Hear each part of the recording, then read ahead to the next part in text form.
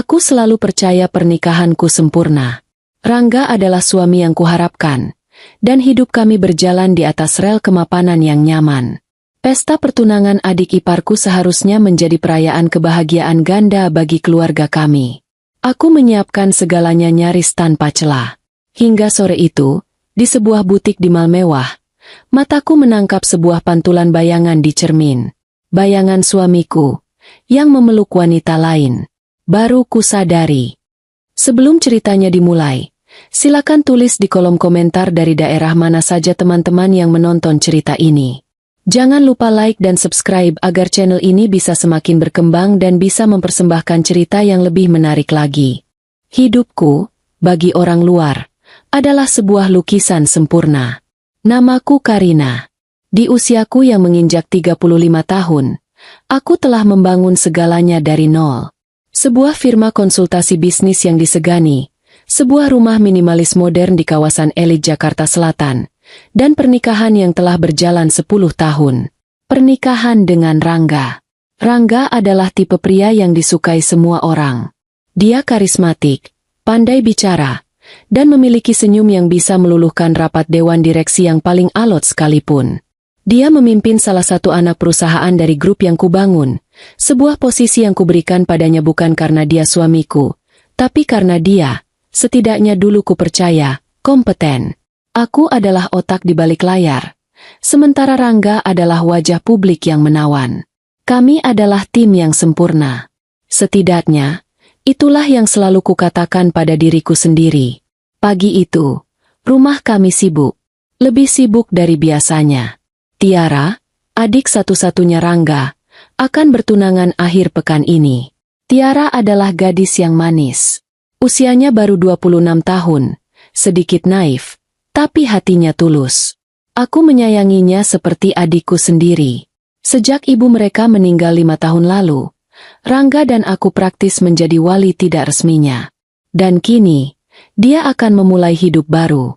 Aku sedang berdiri di ruang makan, memegang tablet di satu tangan dan secangkir kopi hitam di tangan lainnya. Mataku memindai daftar tugas yang sepertinya tidak ada habisnya. Catering, dekorasi, daftar tamu VIP, busana keluarga. Mbak Karina. Suara Tiara terdengar dari seberang telepon. Aku mengaktifkan loudspeaker. Aku gugup banget. Aku tersenyum tipis. Tenang, Tiara. Semua sudah beres. Kamu cuma perlu hadir dan terlihat cantik. Bukan itu, rengeknya. Soal calon ibu mertuaku. Ibu Marisa. Ah, Marisa. Nama itu lagi. Calon besan kami. Wanita yang akan menjadi ibu mertua Tiara. Rehan, tunangan Tiara, adalah putra tunggal Marisa. Rehan sendiri pemuda yang baik, sopan, pekerja keras, dan tampak tulus mencintai Tiara. Tapi ibunya, Marisa, adalah cerita yang berbeda. Aku belum pernah bertemu langsung dengannya. Kesibukan kami tidak pernah sinkron, tapi reputasinya mendahuluinya. Marisa adalah sosialita papan atas. Janda kaya raya yang lingkar pertemanannya adalah para pejabat dan konglomerat. Foto-fotonya sering muncul di majalah gaya hidup. Selalu tampak anggun dengan perhiasan yang menyilaukan mata. Kenapa dengan Tante Marisa? Tanyaku, sambil memberi isyarat kepada asisten rumah tangga untuk menambahkan air panas ke cangkirku. Dia intimidatif. Mbak, glamour banget. Kemarin dia tiba-tiba kirim hadiah tas buat aku. Tas yang harganya aku cek di internet bisa buat DP rumah KPR. Aku jadi takut. Takut salah ngomong. Takut kelihatan kampungan di depan dia, ujar Tiara. Aku menghela napas. Tiara, kamu bukan mau menikah dengan ibunya. Kamu menikah dengan Rehan. Yang penting Rehan sayang sama kamu.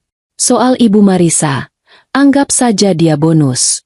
Bersikap sopan seperti biasa. Kamu itu gadis baik. Tidak ada alasan untuk tidak percaya diri. Iya sih, Mbak. Makasih ya, Mbak.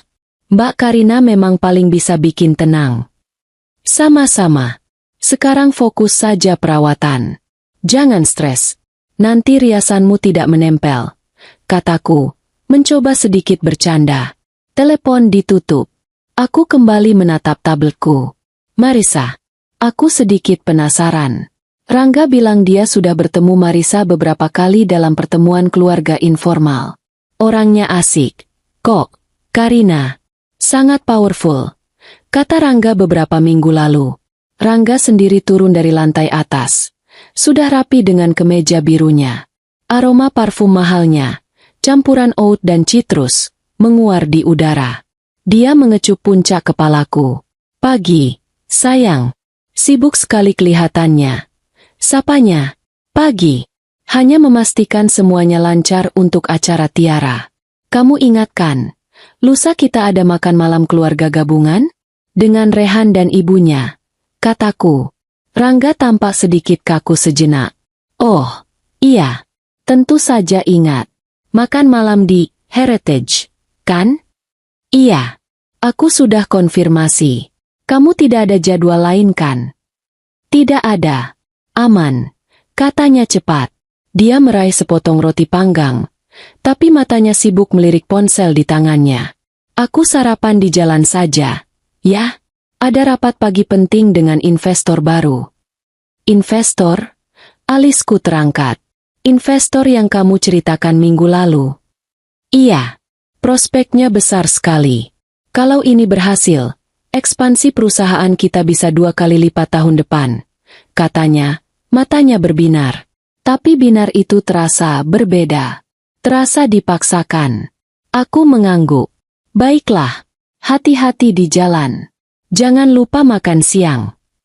Pasti, kamu memang istri terbaik. Katanya, mengecupku lagi, kali ini di pipi, lalu bergegas pergi. Aku terdiam sejenak. 10 tahun pernikahan. Kami sudah seperti mesin yang diminyaki dengan baik. Semuanya berjalan lancar, teratur. Tapi pagi ini, aku merasakan ada sesuatu yang ganjil. Ada debu kecil yang masuk ke dalam mesin kami. Rangga tampak sedikit jauh. Ku gelengkan kepala, mengusir pikiran itu. Mungkin aku hanya lelah. Stres mengurus pesta besar ini. Rangga juga pasti stres memikirkan investor barunya. Wajar saja. Aku kembali fokus pada pekerjaanku. Aku menghubungi wedding organizer, memastikan rundown acara. Aku menelepon desainer, memastikan gaun untuk Tiara dan aku sendiri sudah selesai. Gaun Ibu Karina sudah siap diambil, kata suara di seberang sana. Tapi untuk gaun after party Nona Tiara, ada sedikit penyesuaian di bagian bahu. Baru selesai sore ini. Apa mau dikirim saja, Bu? Aku berpikir sejenak. Desainer ini adalah langganan para sosialita.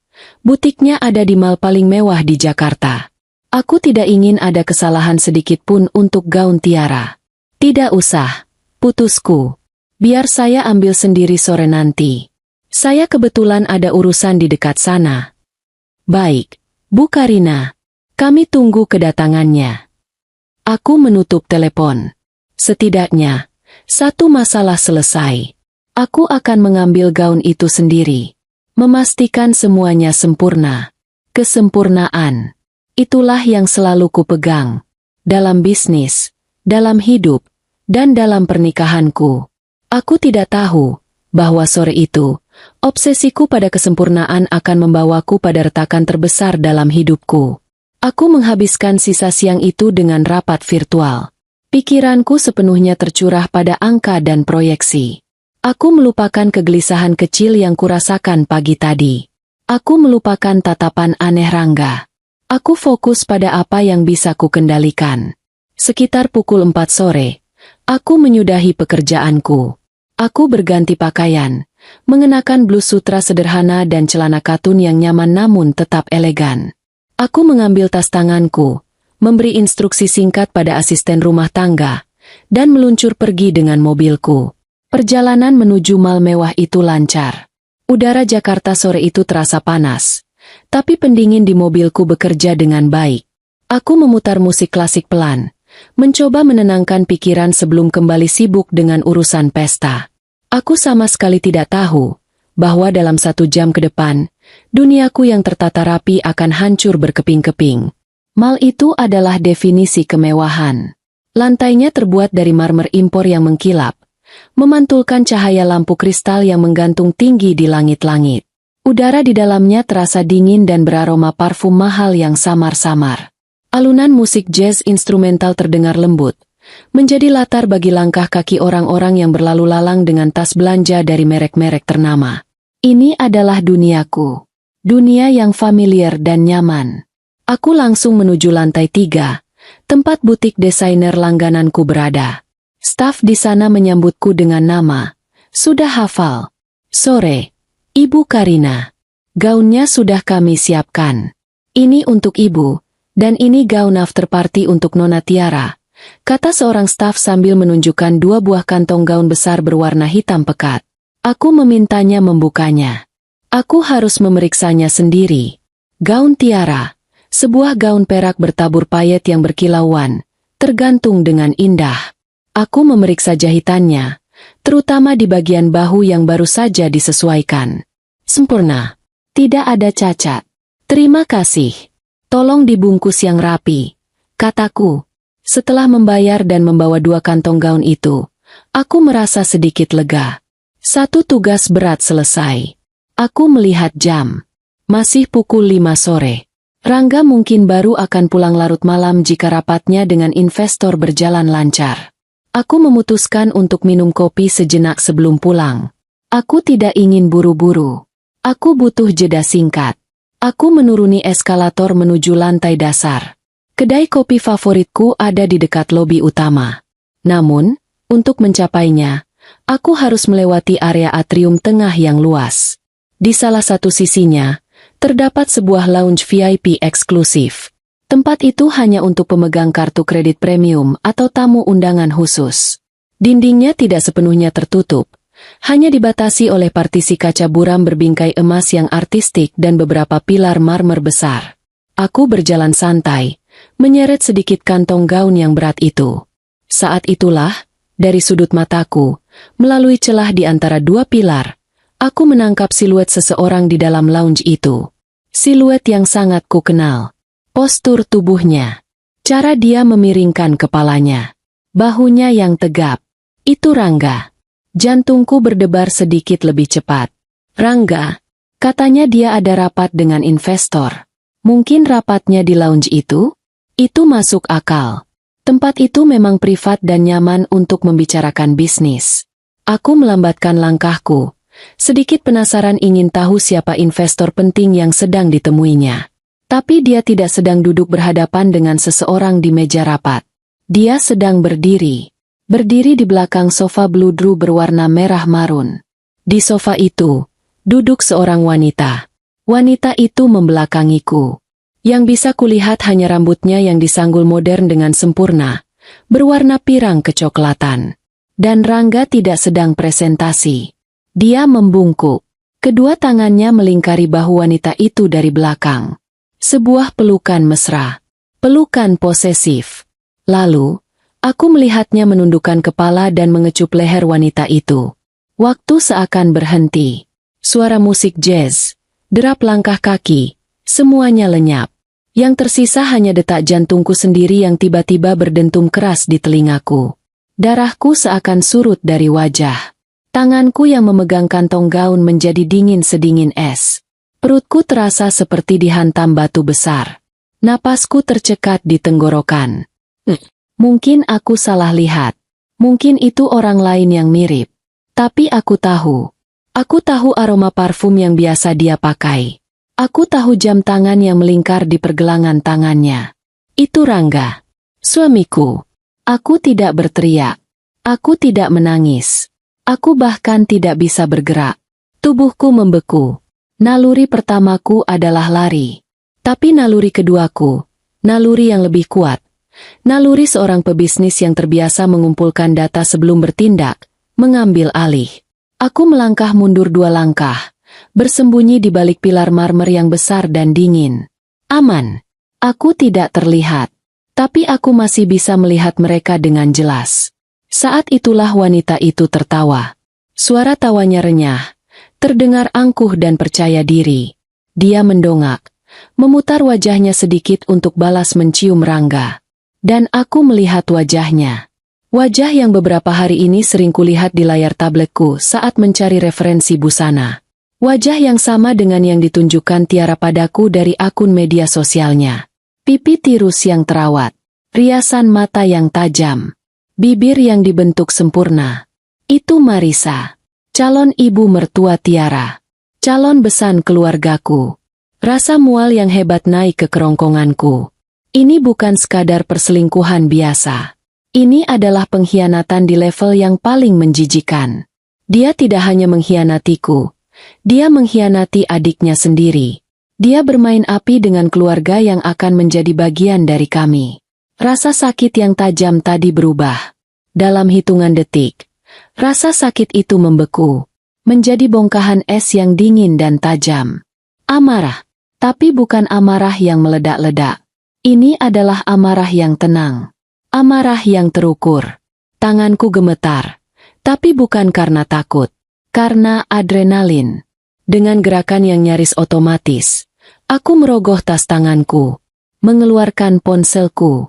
Aku tidak peduli pada orang yang mungkin melihatku bersembunyi di balik pilar seperti pencuri. Aku membuka kamera. Aku memastikan mode senyap aktif. Aku menahan napas.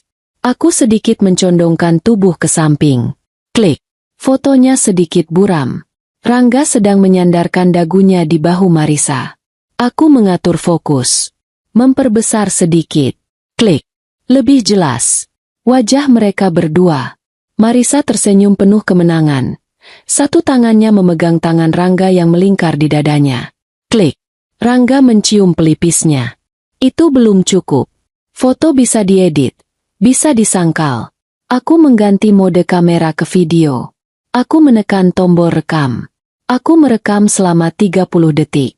30 detik terpanjang dalam hidupku. Aku merekam tawa mereka. Aku merekam cara Rangga membisikkan sesuatu di telinga Marisa. Aku merekam cara Marisa mengelus rahang suamiku. Aku menyimpan ponselku kembali ke dalam tas. Tanganku sudah tidak gemetar. Pikiranku jernih. Sejernih es. Aku tidak akan konfrontasi. Aku tidak akan membuat keributan di mal ini. Itu rendahan. Itu bukan gayaku. Membuat keributan berarti kalah. Aku memundurkan langkahku pelan-pelan. Menjauhi pilar itu. Lalu aku berbalik. Dan berjalan cepat menuju pintu keluar. Aku tidak menoleh ke belakang. Aku berjalan melewati lobi, melewati pintu kaca otomatis, menuju parkiran basement. Udara di basement terasa pengap dan panas, kontras dengan udara dingin di dalam mal. Aku masuk ke mobil. Aku meletakkan kantong gaun Tiara di kursi penumpang. Aku duduk terdiam di balik kemudi selama 5 menit penuh. Aku tidak menangis. Aku hanya menatap lurus ke dinding beton di depanku. Pikiranku bekerja cepat. Menyusun strategi. Rapat dengan investor. Katanya. Kebohongan yang sangat klise. Sudah berapa lama ini berlangsung? Apa Tiara tahu? Apa Rehan tahu? Apakah ini alasan Marisa memberikan tas mahal pada Tiara? Rasa bersalah? Atau hanya cara untuk memamerkan kekuasaan? Pesta pertunangan. Akhir pekan ini. Semua orang akan berkumpul. Keluarga Rangga. Keluarga Marisa. Aku menatap pantulan wajahku di kaca spion. Tapi mataku menyala. Mereka pikir aku bodoh. Mereka pikir aku istri penurut yang sibuk mengurus rumah dan bisnis kecilku. Rangga, suamiku, mengira dia bisa mengkhianatiku tepat di bawah hidungku. Marisa, sang sosialita, mengira dia bisa mengambil suamiku sekaligus menjadikan anaknya menantu di keluargaku. Mereka salah besar. Aku menyalakan mesin mobil. Suaranya menggeram pelan. Ini bukan lagi soal pernikahan yang hancur. Ini soal harga diri. Ini soal keadilan. Aku akan membiarkan pesta pertunangan ini berjalan. Aku akan membiarkan mereka menikmati sandiwara mereka. Aku akan tersenyum. Aku akan menjadi Karina, sang istri dan kakak ipar yang sempurna. Tapi di balik senyuman itu, aku akan merencanakan kehancuran mereka. Satu persatu. Aku akan mengambil kembali semua yang telah kuberikan pada Rangga. Dan aku akan memastikan Marisa kehilangan status sosial yang sangat dibanggakannya. Aku akan menggunakan bukti ini. Tapi tidak sekarang. Aku akan menggunakannya di saat yang paling tepat. Di saat yang paling menyakitkan bagi mereka. Aku memundurkan mobil dan melaju keluar dari basement menuju jalan raya yang ramai. Topengku sudah terpasang kembali dengan sempurna. Aku tiba di rumah saat langit sudah mulai gelap. Rumah kami terasa hampa dan sunyi, kontras dengan kekacauan yang baru saja meledak di dalam kepalaku. Aku meletakkan kantong-kantong gaun itu dengan hati-hati di ruang tamu, seolah-olah itu adalah barang paling berharga di dunia. Untuk sesaat, aku hanya berdiri mematung di tengah ruangan. Aku bisa merasakan getaran di tanganku. Bukan lagi getaran amarah, tapi getaran syok yang tertunda. Rasanya aku ingin membanting vas bunga terdekat ke lantai, berteriak, menangis. Tapi aku tidak melakukannya. Seorang pemenang tidak pernah kehilangan kendali. Dan aku, Karina, berniat untuk memenangkan ini. Langkah pertamaku adalah keamanan. Aku masuk ke ruang kerjaku. Sebuah ruangan kedap suara yang kubangun untuk rapat-rapat penting. Aku mengunci pintu. Aku menyalakan komputerku. Dengan tangan yang kini stabil, aku memindahkan video dan foto-foto dari ponselku ke sebuah diska lepas terenkripsi. Lalu aku mengunggahnya ke sebuah layanan penyimpanan awan rahasia, yang akunnya kubuat dengan nama samaran dan kubayar menggunakan kartu kredit virtual. Setelah memastikan salinannya aman di dua tempat, aku menghapus berkas aslinya dari galeri ponselku. Aku bahkan menghapusnya dari folder, baru saja dihapus. Tidak boleh ada jejak. Pekerjaan selesai. Aku mematikan komputer. Lalu aku berjalan ke kamar mandi yang terhubung dengan ruang kerjaku. Aku menatap pantulanku di cermin. Wajahku pucat. Mataku, yang biasanya tajam dan penuh perhitungan, kini terlihat kosong dan terluka. Ini bukan wajah seorang pemenang. Ini wajah korban. Aku membenci apa yang kulihat. Aku mencuci wajahku dengan air dingin, membasuhnya berulang kali, seolah-olah aku bisa menghapus bayangan Rangga dan Marisa dari ingatanku. Tersenyumlah, bisikku pada pantulanku. Aku mencoba tersenyum. Hasilnya adalah sebuah seringai yang menyedihkan. Lebih baik, kataku. Aku menarik napas dalam-dalam. Aku memikirkan bisnisku. Aku memikirkan presentasi yang sukses. Aku memikirkan kesepakatan bernilai miliaran yang berhasil kututup. Aku memfokuskan pikiranku pada kemenangan. Aku mencoba lagi. Kali ini, senyum itu terbentuk. Tipis, terkendali, tapi meyakinkan. Mataku kembali fokus. Rasa sakit itu tidak hilang, tapi aku mendorongnya jauh ke dalam, ke sebuah kotak besi di dasar hatiku. Aku menguncinya di sana. Sekarang, aku siap.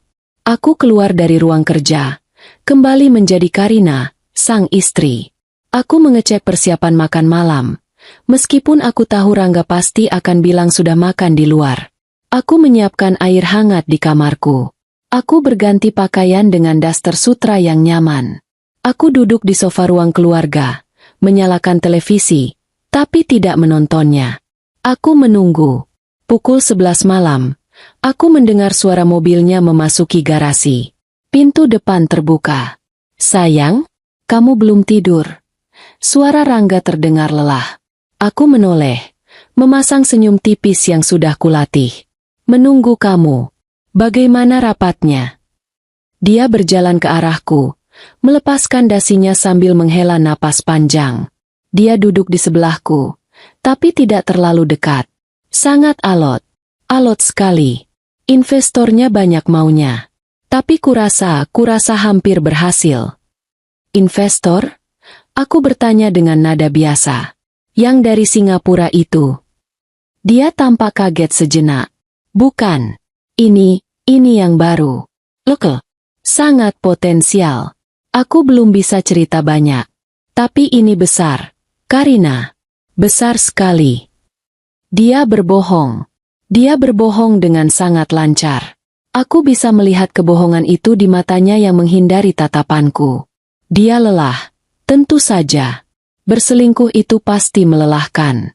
Kamu pasti capek sekali, kataku lembut. Aku bangkit dan mengambil tas kerjanya. Sudah makan? Aku masih menyimpan sisa sup iga kesukaanmu. Oh, kami makan sambil rapat tadi. Katanya cepat. Tapi terima kasih, sayang. Kamu memang paling perhatian. Dia mengelus pipiku. Sentuhannya, yang dulu selalu membuatku hangat, kini terasa dingin dan menjijikkan. Aku harus menahan diri untuk tidak menghindar. Aku memaksakan senyum. Air hangatmu sudah siap. Mandilah. Biar aku siapkan teh jahe hangat, kataku. Saat dia berjalan gontai menuju kamar tidur, aku memperhatikannya. Punggung yang dulu tampak gagah itu, kini terlihat seperti punggung seorang pengecut. Aku membuatkan teh jahe. Saat dia keluar dari kamar mandi, sudah lebih segar. Aku memberikannya. Kami duduk dalam keheningan sejenak. Jadi, aku memulai. Suaraku ringan. Aku tadi ambil gaun Tiara. Cantik sekali. Aku jadi semakin tidak sabar menunggu acara pertunangannya. Iya, kata Rangga, menyeruput tehnya. Tiara pasti senang sekali. Aku juga jadi memikirkan calon besan kita. Tante Marisa. Lanjutku. Aku mengamati wajahnya dengan saksama. Aku belum pernah bertemu langsung. Dari cerita Tiara dan foto-fotonya, dia kelihatannya wanita yang hebat, ya, sangat berkelas. Rahang Rangga mengencang sedikit. Hanya sedikit. Nyaris tak terlihat. Tapi aku melihatnya. Dia wanita yang sangat berpengaruh, kata Rangga, memilih kata-katanya dengan hati-hati. Dia profesional. Koneksinya luas. Rehan beruntung punya ibu seperti dia. Dan Tiara juga beruntung bisa masuk ke keluarga mereka. Oh ya? Aku pura-pura tertarik. Berarti bagus untuk bisnis Rehan juga, ya? Kudengar bisnis startupnya sedang berkembang pesat. Kali ini, Rangga menatapku. Ada kilatan aneh di matanya. Waspada? Atau bangga? Tentu saja. Marisa sangat mendukung putranya. Dia punya insting bisnis yang tajam, katanya. Sama sepertimu, kataku memuji. Kamu juga punya insting yang tajam soal investor baru itu, kan? Dia tersenyum. Senyum palsu yang membalas senyum palsuku. Tentu. Kita lihat saja nanti. Dia menghabiskan tehnya dan berdiri. Aku ngantuk sekali. Karina. Aku tidur duluan, ya? Iya, Mas. Istirahatlah. Dia mengecup keningku. Sebuah kecupan hambar yang terasa seperti racun. Lalu dia masuk ke kamar tidur. Aku tetap duduk di sofa. Sendirian dalam keheningan. Malam penuh kepalsuan ini baru saja dimulai. Aku mendengarkan suara napasnya yang mulai teratur dari dalam kamar. Setelah aku yakin dia tertidur pulas, aku bangkit. Aku tidak masuk ke kamar tidur kami. Aku kembali ke ruang kerjaku. Aku mengunci pintu. Aku duduk di kursi kerjaku yang nyaman. Aku tidak akan tidur malam ini. Pikiranku bekerja. Video dan foto itu adalah bukti pengkhianatan emosional dan fisik. Itu cukup untuk gugatan cerai. Tapi itu tidak cukup untuk menghancurkan mereka. Tidak cukup untuk membalas rasa sakit ini. Marisa adalah sosialita. Status adalah segalanya baginya. Rangga adalah eksekutif. Reputasi adalah segalanya baginya. Aku harus menyerang mereka di titik terlemah mereka. Dan Rangga baru saja memberiku petunjuk. Investor baru. Insting bisnis. Aku teringat percakapan kami beberapa bulan lalu, saat Rangga mengeluh tentang modal usaha Rehan yang seret. Kasihan Rehan, dia butuh suntikan dana segar, katanya waktu itu.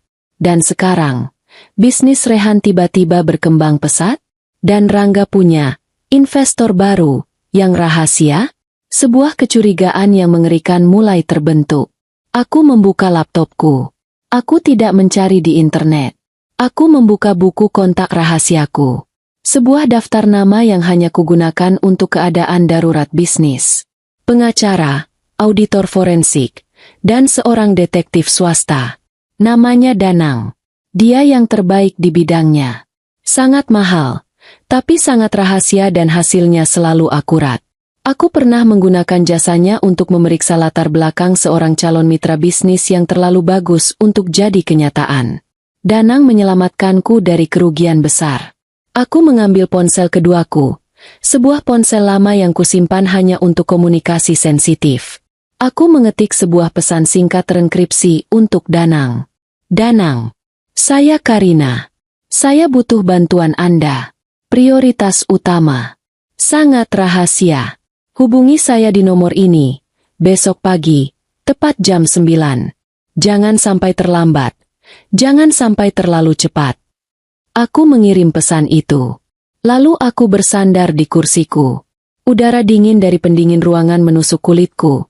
Tapi aku tidak merasakannya. Di dalam diriku, api sudah mulai menyala. Rangga mungkin sedang bermimpi indah di kamar kami. Mungkin memimpikan Marisa. Tapi aku, di ruang kerjaku, sedang merencanakan mimpi buruk untuk mereka berdua. Pukul 9 pagi, tepat seperti jarum jam, ponsel rahasiaku bergetar. Nama, Danang, tidak muncul di layar. Hanya nomor tak dikenal. Halo. Kataku singkat. Aku sedang berada di mobilku, yang kuparkir di basement sebuah gedung perkantoran yang jauh dari kantorku sendiri. Ibu Karina. Saya Danang. Apa yang bisa saya bantu? Suaranya datar dan profesional. Saya punya 2 target. Suami saya, Rangga, dan seorang wanita bernama Marisa. Kataku, langsung ke intinya. Saya mau tahu semua tentang mereka. Semua. Semua, tegasku. Sejak kapan hubungan ini dimulai? Di mana saja mereka bertemu? Jadwal rutin mereka. Tapi ada satu hal yang paling penting. Danang, saya mau kamu mengikuti aliran uangnya. Aku berhenti sejenak, memastikan tidak ada orang di sekitarku. Rangga memimpin salah satu anak perusahaan saya. Saya curiga dia menggelapkan dana perusahaan. Saya juga curiga dia menyuntikkan dana itu ke bisnis putra Marisa, yang bernama Rehan. Nama bisnisnya, Sinergi Muda Kreatif. Terdengar suara ketikan pelan di seberang sana. Saya perlu data awal.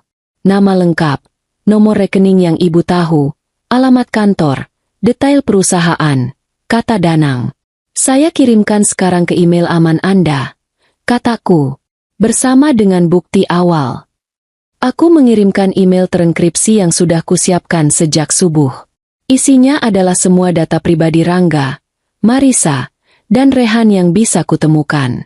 Rincian rekening bank perusahaan yang dikelola Rangga, dan tentu saja, video dan foto dari mal kemarin. Saya terima, kata Danang beberapa saat kemudian. Ini jelas. Berapa lama? Tanyaku. Untuk aliran dana dan bukti penggelapan. Jika memang ada, saya butuh 3 hari kerja. Untuk pola kebiasaan, saya bisa berikan laporan harian. Saya akan pasang tim untuk membuntuti keduanya. Bagus. Lakukan. Kataku. Saya bayar 2 kali lipat dari tarif biasa Anda. Saya mau ini cepat, akurat, dan tidak terdeteksi. Mengerti, Bu. Saya akan mulai bekerja. Telepon ditutup. Mesin investigasi sudah berjalan. Kini, giliranku untuk bergerak. Hari-hari berikutnya adalah neraka yang beku. Aku harus menjalani hidupku seolah-olah tidak ada yang salah. Aku menghadiri rapat-rapat bisnis, tersenyum pada klien, memberi arahan pada stafku. Di rumah, aku adalah istri yang sempurna. Aku masih menyiapkan pakaian Rangga. Aku masih bertanya tentang harinya. Dia, di sisi lain, tampak semakin sibuk. Dia sering pulang larut. Selalu dengan alasan, investor, itu. Dia tidak sadar bahwa aku tahu kebohongannya. Tiara meneleponku hampir setiap hari. Panik soal detail-detail kecil pernikahannya. Mbak, menurut Mbak bunga lili atau mawar putih? Atau, Mbak, Ibu Marisa mau kita pakai organizer yang lain, gimana dong? Tenang saja, Tiara. Ikuti saja maumu. Ini acaramu, kataku sabar. Padahal di dalam hati aku ingin berteriak.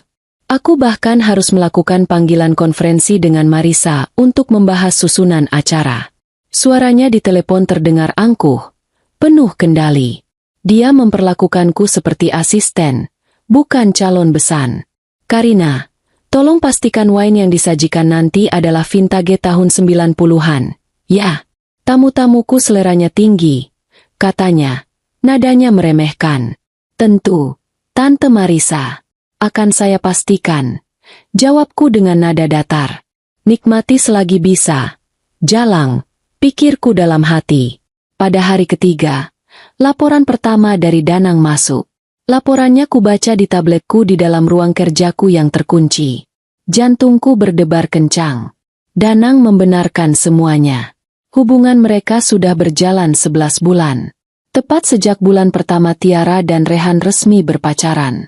Mereka bertemu setidaknya 3 kali seminggu. Di apartemen mewah yang disewa atas nama perusahaan Rangga, apartemen yang seharusnya untuk tamu bisnis. Di hotel, di lounge VIP, dan kemudian, bagian terburuknya, uang. Danang, dengan tim auditor forensiknya, menemukan jejaknya. Rangga telah menciptakan serangkaian faktur fiktif, biaya konsultasi pemasaran, biaya riset pasar, biaya representasi klien VIP. Totalnya, selama 6 bulan terakhir, mencapai hampir 5 miliar rupiah. Dan uang itu tidak masuk ke rekening Marisa. Itu terlalu bodoh, bahkan untuk Rangga. Uang itu, seperti dugaanku, mengalir ke bisnis Rehan. Tapi tidak secara langsung. Rangga mentransfernya ke sebuah perusahaan cangkang di Singapura. Perusahaan cangkang itu kemudian menyuntikkan dana ke Sinergi Muda Kreatif, milik Rehan, seolah-olah itu adalah investasi modal Ventura. Rehan mungkin tidak tahu. Anak itu kelihatannya tulus dan polos. Dia mungkin hanya tahu bahwa ibunya yang hebat berhasil mencarikannya investor asing. Tapi Marisa pasti tahu. Rangga tidak mungkin merancang skema serumit ini sendirian. Ini pasti ide Marisa. Dia memanfaatkan suamiku, memanfaatkan posisinya, untuk mencuri uang dari perusahaanku, untuk membiayai bisnis anaknya sendiri. Mereka bukan hanya sepasang kekasih gelap. Mereka adalah komplotan penipu. Rasa sakit di hatiku kini bercampur dengan amarah yang membara. Mereka tidak hanya mengkhianatiku, mereka merampokku. Ini adalah bukti yang kubutuhkan. Ini bukan hanya soal perselingkuhan. Ini adalah tindak kriminal. Penggelapan dalam jabatan. Aku tidak akan menyeretnya ke polisi. Itu terlalu berantakan dan akan merusak nama baik perusahaanku sendiri. Aku punya cara yang lebih elegan. Cara yang lebih menyakitkan. Aku akan mengambil semuanya kembali. Keesokan paginya, aku tidak pergi ke kantor. Aku pergi ke bankir pribadiku. Seorang wanita parubaya bernama Ibu Diana, yang telah mengelola keuanganku sejak aku pertama kali sukses. Pagi, Bu Diana. Sapaku, duduk di ruangannya yang mewah dan tenang. Pagi, Bu Karina. Ada yang bisa saya bantu? Tumben sekali mendadak. Katanya ramah. Saya ingin melakukan restrukturisasi aset. Kataku dengan nada bisnis yang biasa kugunakan. Segera. Aku menjelaskan rencanaku. Aku ingin memindahkan semua aset likuid, dana tunai, reksadana, deposito, dari rekening gabungan, yang sebenarnya adalah rekeningku, tapi mencantumkan nama Rangga sebagai pemegang kuasa, ke rekening holding perusahaan utamaku, di mana aku adalah pemilik tunggal 100%. Lalu, aku ingin menjual semua portofolio saham yang kami miliki atas nama bersama. Hasil penjualannya juga harus masuk ke rekening holding. Ibu Diana mengangkat alisnya. Ini adalah pergerakan uang dalam jumlah yang sangat besar. Ini cukup drastis, Bu Karina. Apa ada masalah? Masalah pajak, Bu Diana. Aku berbohong dengan lancar. Auditor saya menyarankan ini untuk efisiensi pajak akhir tahun. Terlalu berisiko menyimpan aset pribadi dan aset perusahaan di keranjang yang sama. Ibu Diana mengangguk. Alasan itu masuk akal. Baik. Saya mengerti. Saya akan siapkan dokumennya. Untuk rekening operasional anak perusahaan yang dipegang Pak Rangga, apa mau dibekukan juga? Aku berpikir sejenak. Jangan, kataku. Jangan bekukan. Biarkan tetap aktif. Ibu Diana tampak bingung. Tapi, lanjutku, saya ingin menarik hampir semua dananya. Sisakan saja saldo minimal untuk operasional bulanan dasar. Cukup untuk gaji karyawan dan bayar listrik. Tidak lebih. Aku tersenyum tipis. Dan saya mau notifikasi instan di ponsel saya untuk setiap transaksi keluar dari rekening itu, berapapun jumlahnya. Ibu Diana kini mengerti. Dia tidak bertanya lagi. Dia seorang profesional. Akan saya laksanakan segera. Bu Karina. Dalam 24 jam, semua aset Anda akan aman. Terima kasih, Bu Diana. Aku keluar dari bank itu dengan perasaan ringan yang aneh. Aku baru saja mengamankan bentengku. Aku baru saja menguras pundi-pundi yang selama ini Rangga gunakan untuk membiayai pengkhianatannya. Aku memeriksa surat-surat rumah. Seperti yang kuingat, rumah ini kubeli lunas dengan uang hasil jerih payahku sendiri. Jauh sebelum aku menikahi Rangga. Namanya memang tercantum di beberapa tagihan utilitas. Tapi di sertifikat hak milik, hanya ada namaku. Karina. Dia tidak punya apa-apa. Perusahaan yang dia pimpin adalah milikku. Rumah yang dia tinggali adalah milikku. Mobil mewah yang dia kendarai adalah aset perusahaan. Rekening bank yang dia gunakan untuk bergaya, baru saja kukuras sampai kering. Rangga, suamiku, kini adalah seorang pria yang bangkrut. Dia hanya belum mengetahuinya. Aku membiarkan dia tetap dalam ketidaktahuannya. Aku membiarkan dia dan Marisa menikmati sisa hari-hari mereka. Aku membiarkan mereka sibuk mempersiapkan pesta pertunangan mewah untuk anak-anak mereka. Aku bahkan mengirimkan karangan bunga anggrek bulan yang besar dan mahal ke rumah Marisa, sebagai tanda persahabatan calon besan. Biarkan mereka tertawa. Biarkan mereka merasa di atas angin. Aku akan menunggu sampai hari pertunangan itu. Hari di mana semua keluarga terhormat mereka berkumpul. Hari di mana mereka akan bersinar paling terang. Dan di saat itulah, aku akan mematikan lampunya. Restoran Heritage adalah tipe tempat yang tidak memajang namanya besar-besar di depan. Tempat ini adalah rahasia umum di kalangan elit Jakarta. Untuk mendapatkan reservasi di ruang makan pribadinya, kau harus menjadi anggota, atau setidaknya dikenal oleh pemiliknya. Marisa, tentu saja, yang memilih tempat ini. Kami tiba terpisah. Aku dan Rangga tiba bersamaan dengan Tiara. Rehan dan Marisa sudah menunggu di dalam. Saat kami melangkah masuk ke ruangan pribadi, sebuah ruangan dengan dinding kayu gelap, pencahayaan temaram, dan satu meja panjang yang sudah tertata sempurna, Marisa bangkit menyambut kami. Dia adalah definisi seorang sosialita paruh baya yang terawat. Tubuhnya langsing, dibalut gaun rep berwarna zamrud yang harganya kutaksir bisa untuk biaya hidup karyawanku selama setahun. Rambut pirang kecoklatannya disanggul rapi, dan anting berlian di telinganya menangkap cahaya. Dia tersenyum, tapi senyum itu tidak sampai ke matanya. Matanya dingin, sibuk menilai. Karina, akhirnya kita bertemu. Sapanya, suaranya halus seperti sutra. Dia menyentuhkan pipinya ke pipiku. Sebuah gestur, cipika-cipiki, yang terasa hampa dan dingin. Aroma parfumnya, campuran bunga melati dan tembakau yang mahal, nyaris membuatku mual. Ini aroma yang sama yang samar-samar kucium di jas Rangga beberapa minggu lalu. Senang sekali akhirnya bisa bertemu langsung, Tante Marisa. Jawabku, suaraku kubuat seramah mungkin. Aku balas tersenyum, senyum palsuku yang terbaik. Maaf sekali. Jadwal saya benar-benar padat akhir-akhir ini. Oh, tentu, katanya, dengan nada meremehkan yang tipis. Bisnis kecilmu itu pasti menyita waktu. Aku hanya tersenyum. Bisnis kecilku, katanya. Bisnis yang membayar gaya hidup suamimu, yang kini juga membiayai bisnismu. Rangga, kamu kelihatan segar, kata Marisa, beralih ke suamiku. Kamu juga, Marisa, selalu tampak luar biasa, jawab Rangga. Perutku bergejolak. Cara mereka saling memanggil nama. Bukan, Tante. Marisa.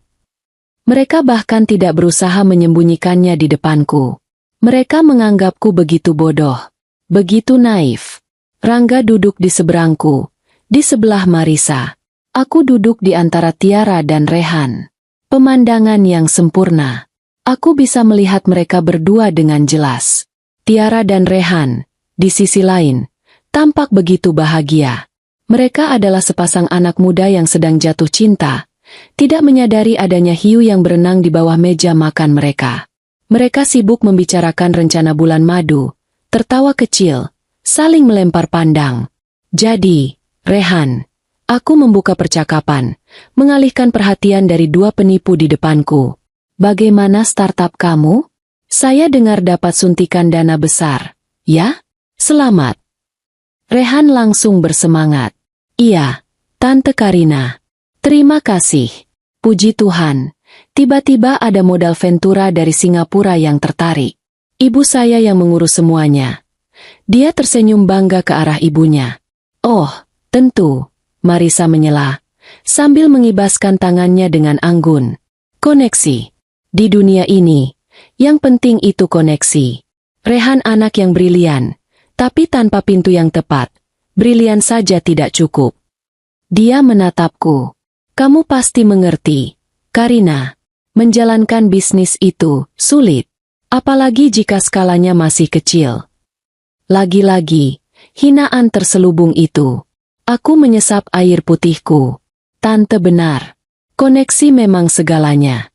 Tapi menjaga kepercayaan dari koneksi itu jauh lebih penting. Bukan begitu, Mas Rangga? Aku menatap suamiku lurus-lurus. Rangga, yang sedang hendak minum, nyaris tersedak. Dia terbatuk pelan, berusaha menutupinya dengan serbet. Iya. Tentu. Kepercayaan. Katanya, suaranya sedikit serak. Marisa memperhatikanku. Matanya menyipit sepersekian detik. Dia sedang mengukurku. Makanan pembuka datang. Foie gras. Aku memainkannya dengan garpuku. Tiba-tiba kehilangan selera makan.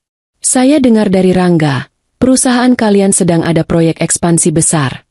Marisa bertanya pada Rangga, nadanya seolah bertanya pada mitra bisnis, bukan pada kekasih gelapnya di depan istrinya. Iya, Rangga berdeham, sudah menguasai dirinya kembali. Kami sedang menjajaki investor baru. Prospeknya sangat bagus. Ini akan jadi lompatan besar. Investor baru. Sandiwara yang sama. Tante Marisa sendiri bagaimana? Aku bertanya. Suaraku kubuat penuh kekaguman palsu. Saya benar-benar kagum. Sendirian membesarkan Rehan sampai sesukses ini, mengelola bisnis sendiri, lingkar pertemanannya juga sangat luas. Pasti berat sekali. Marisa tersenyum. Kali ini senyumnya tulus. Dia suka dipuji. Ah, itu tidak seberapa, katanya. Semua demi Rehan. Tidak, kataku, sedikit memajukan tubuhku. Saya serius. Tante ini wanita hebat. Bisa membesarkan Rehan, sekaligus menjaga banyak hal. Aku mengucapkan kata menjaga dengan penekanan yang lembut, nyaris tak kentara. Tapi itu cukup. Itu cukup untuk membuat garpu di tangan Rangga berdenting pelan saat menyentuh piringnya. Itu cukup untuk membuat senyum di wajah Marisa membeku. Hening. Bahkan Tiara dan Rehan, yang tadinya asyik mengobrol, merasakan perubahan suhu di ruangan itu. Mereka berhenti bicara dan menatap kami. Menjaga apa, Mbak? Tanya Tiara bingung. Aku tertawa ringan, memecah ketegangan. Menjaga penampilan, tentu saja. Lihat, di usia segitu, Tante Marisa masih terlihat seperti kakak Rehan. Menjaga nama baik, menjaga bisnis. Ya kan, Tante? Saya saja yang lebih muda kadang kewalahan mengurus semuanya. Marisa menatapku tajam. Dia tahu aku tidak sedang bicara soal penampilan. Dia memaksakan tawa. Tawa yang terdengar kering. Kamu bisa saja, Karina. Tidak ada rahasianya. Hanya disiplin. Dan investasi. Tambah Rangga cepat-cepat. berusaha mengalihkan topik. Investasi pada diri sendiri, kan, Marisa? Seperti wellness, dan lainnya. Betul, kataku sambil tersenyum manis pada suamiku. Investasi itu penting. Harus hati-hati memilih tempat berinvestasi. Jangan sampai investasinya bodong, atau disalahgunakan orang lain. Kali ini, Marisa yang tersedak air putihnya. Dia terbatuk kecil. Ibu nggak apa-apa? Tanya Rehan khawatir, menepuk-nepuk punggung ibunya. Tidak apa-apa, sayang, kata Marisa. Suaranya sedikit tercekat. Dia menatapku dengan tatapan membunuh di balik senyumnya yang dipaksakan. Hanya salah minum. Makan malam berlanjut dalam suasana yang aneh. Rangga dan Marisa menjadi lebih pendiam. Mereka tidak lagi banyak berinteraksi. Rangga sibuk bertanya pada Rehan soal teknis startupnya, sementara Marisa sibuk dengan ponselnya. Aku, sebaliknya, menjadi sangat ceria. Aku mengobrol dengan Tiara tentang gaun pengantin. Aku memuji Rehan atas kecerdasannya. Aku memainkan peranku sebagai kakak ipar dan calon besan yang suportif dengan sempurna. Saat kami akhirnya pamit pulang, Marisa kembali memelukku. Sampai bertemu di acara pertunangan, Karina, bisiknya di telingaku. Pelukannya terasa erat, seperti lilitan ular. Saya harap tidak ada kejutan yang tidak menyenangkan. Tentu saja, balasku berbisik. Senyumku masih terpasang. Saya juga menantikannya. Pasti akan jadi acara yang tak terlupakan. Di dalam mobil dalam perjalanan pulang, Rangga terdiam 1000 bahasa. Biasanya dia akan menyetel musik atau mengomentari lalu lintas. Malam ini, dia hanya fokus menyetir. Tangannya mencengkeram kemudi erat-erat. Kamu kenapa, Mas? Tanyaku pelan, pura-pura khawatir. Kelihatannya tegang. Apa investornya bikin masalah lagi? Dia menoleh padaku.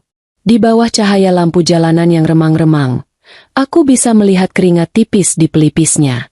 Karina, katanya, tadi, waktu kamu bilang, menjaga banyak hal, ke Marisa. Maksud kamu apa? Aku pura-pura berpikir. Maksudku? Ya, maksudku seperti yang kukatakan. Menjaga penampilan, menjaga bisnis. Kenapa? Apa aku salah bicara? Dia menatapku lama, mencari-cari sesuatu di mataku. Kebohongan? Tuduhan? Aku hanya balas menatapnya dengan tatapan polos dan bingung. Dia akhirnya menghela napas dan kembali fokus ke jalan. Tidak ada. Lupakan saja. Mungkin aku hanya lelah. Pastilah, kataku sambil mengelus lengannya. Kamu terlalu banyak bekerja. Dia menepis tanganku dengan halus, beralasan harus memindahkan persneling. Aku menarik kembali tanganku dan bersandar di kursiku. Aku tersenyum dalam kegelapan. Dia takut. Dia paranoid. Bagus, permainan baru saja dimulai. 2 hari setelah makan malam yang menegangkan itu, aku mendedikasikan 1 hari penuh untuk fase berikutnya dari rencanaku. Aku bekerja dari rumah, mengunci diri di ruang kerjaku dengan alasan mengejar tenggat waktu laporan kuartalan. Di depanku, di atas meja mahoni yang bersih, tergeletak semua amunisi yang telah dikumpulkan oleh Danang dan timnya. Semuanya dicetak rapi dan dimasukkan ke dalam map terpisah. Laporan Danang sangat komprehensif. Ada foto-foto pengawasan.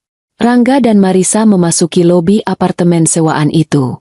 Rangga dan Marisa makan malam di restoran privat yang berbeda.